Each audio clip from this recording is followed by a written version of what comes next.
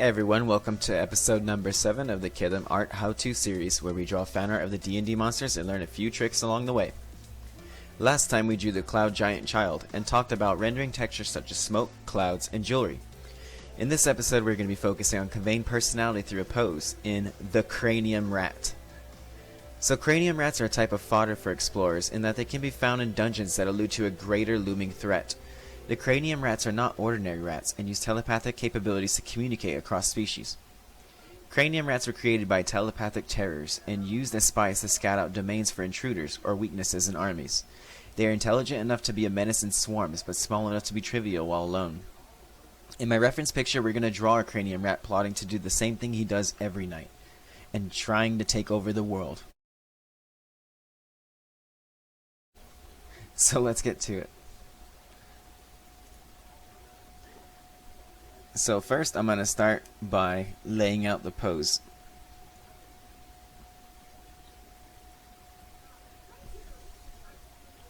A tried and true technique, or circle and cross. And we're going to have him looking upwards.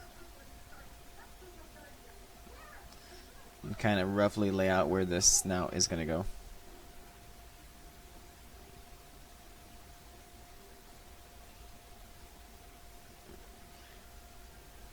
And this is actually something we haven't spoken of before, but when drawing animals, I do like to start with the circle and cross technique. However, I like to expand upon it a bit more by adding to where the snout is going to go and roughly where the middle of the line is for the snout. So when drawing stuff in 2D, especially for creatures and animals, I prefer to not have something facing too much in a single direction. So instead of facing directly left or directly forward for an animal creature, it's always good to have some sort of a 3/4 angle or something of the sort, just to show more of the snout and the facial features in a subtle way that conveys the same essence that it's a creature. So again, just being very rough and loose here. I think this is enough to start with. So now we're going to go ahead and draw the body.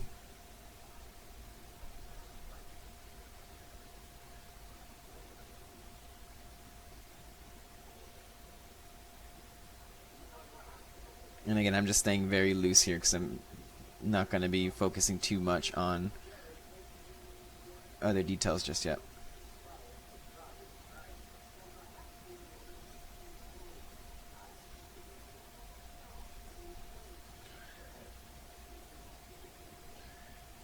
A technique called line of action is what animators often use to give flow to a character. And it can be most defined as a single line that runs through the entirety of the body in a single direction, from which point everything else just kind of stems off of that. And it's, again, to keep things simple but also flowing in an aesthetically pleasing way. So the back of the head, the entire back, and this leg is all going to be coming down the same line in a way that everything just looks cleanly held together. I'm going to go ahead and fast forward a bit so we can get everything blocked out.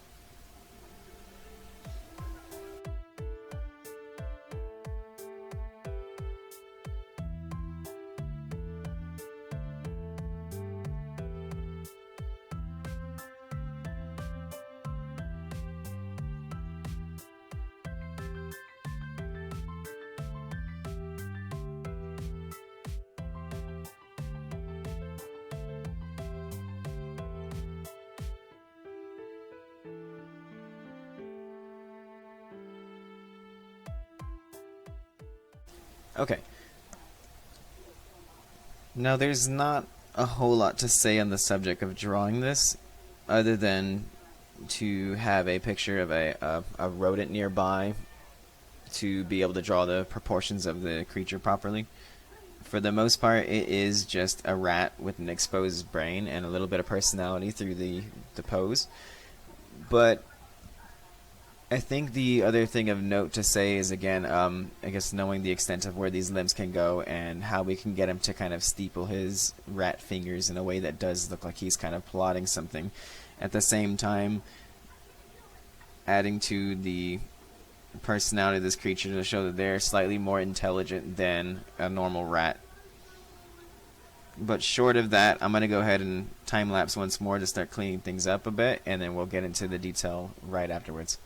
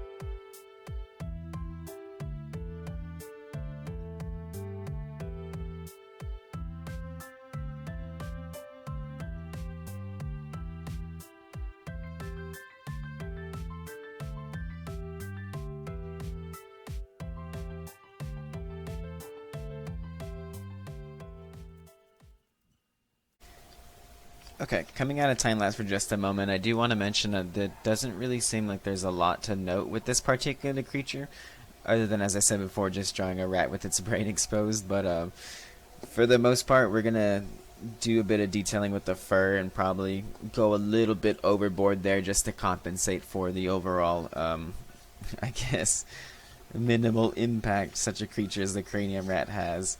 There's not really too many ways to make this creature exciting other than the storytelling that can go behind what this creature actually implies for the rest of the dungeon. So in that case, I'm going to go ahead and start doing some outlining here. This might be a relatively short episode, but all the same, I will go ahead and stop the time lapse whenever there's something to talk about.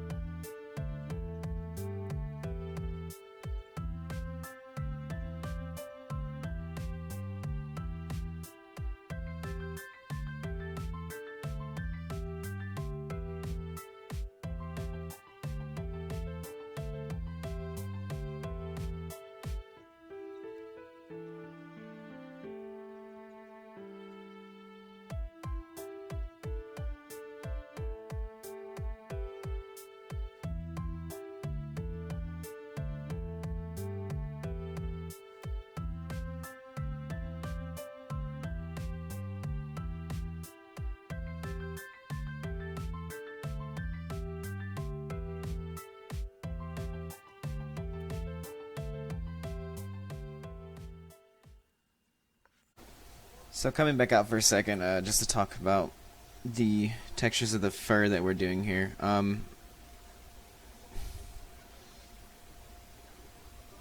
just keeping it looking a bit spiked, but I'm also doing some sort of hatching kind of technique here and breaking it up just a little bit every now and then to give some space, as well as to allow the variation here to look as if it's a different texture than what this tail would be. This tail is going to be like all one single straight line here. There's not going to be much variation outside of it, but as you can see in the fur of the back, there's a bit more breaking right here between the line flow to give the impression that this is fur. And when doing any animal in general, if you want to give the impression of fur, it's best to keep those lines looking slightly choppy and have some lines that are completely straight, such as this thigh here, just to kind of emphasize the parts that need to be. So, for example, this thigh here is covered in fur, as is this one, but we can show that by simply having where the kneecaps go as our choppy lines, and the rest of it just to keep the image readable instead of the entire thing looking like a big fuzzy blob. As for the tail, again, I'm just keeping this relatively smooth, and I'm going to go ahead and detail that right now since we're here. But for this, giving a texture to these kind of tails, and I could do the same thing for bones roughly, is I just draw these really wiggly lines like this, kind of. And I don't even really go over them more than once, but it's enough to give the appearance that this is kind of like a wormy tail, or something that's just, you know, that would be on a rat or something. And again, you could use the same texture technique for like horns and stuff, and it gives the same impression. But we're going to go ahead and start doing more detail on the face.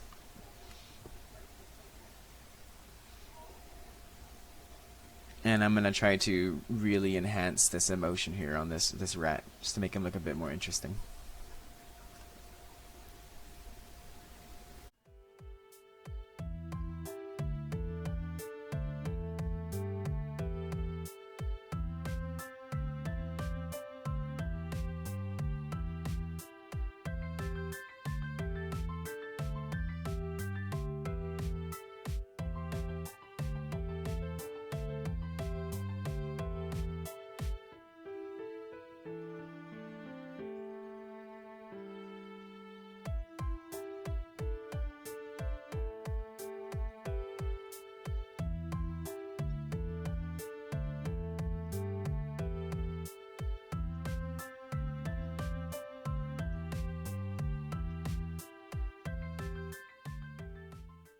Okay. Now for the face, all I really did here was just add more exaggeration on certain traits. For example, in the mouth, I allowed it to be more as if he's giving like a smirk and showed his teeth. And then also for the eye, I just enhanced where the wrinkles would be on a humanoid type of expression to make it look more disheveled and, I guess, unhinged. So that expression here can be done the same on a humanoid character and have him get the same kind of, you know, mischievous, devious look, but also compared with our steepled finger pose and his arch back, it kind of looks like he is plotting something for sure. And actually, I'm going to go ahead and draw just a bit of the ear back here, since I think we would, within reason, be able to see it ever so slightly. And again, to kind of differentiate that that's an ear back there, I'm going to go ahead and do a heavier outline on this brain, just to be able to distinguish the difference between these two parts of the piece that are there. And maybe just to add a little bit more onto it, I'll add like a tuft or two. That way you can be sure on both ears that that's another ear we're looking at on the other side. So let's see.